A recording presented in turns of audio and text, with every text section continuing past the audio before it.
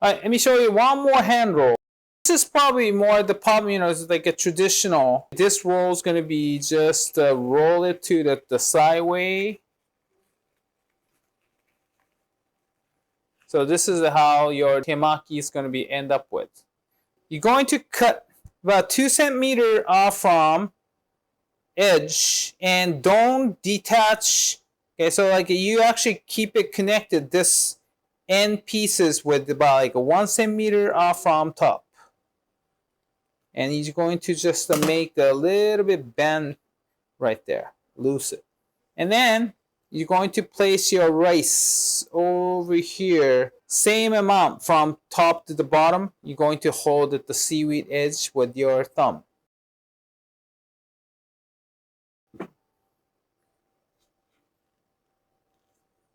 Okay.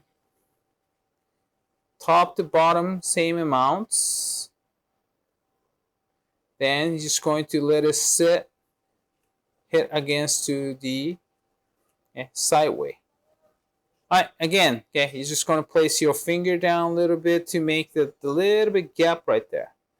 And then you're going to place your ingredients right in the middle.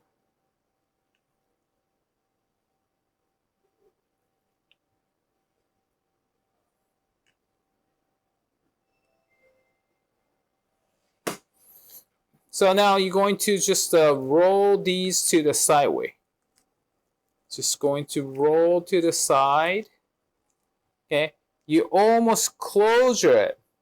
And then right there, you're going to rip this band off, and you're going to place these band right at the bottom of your roll, and you're just going to roll it to the one side. Then go ahead, flip this band into the opposite side.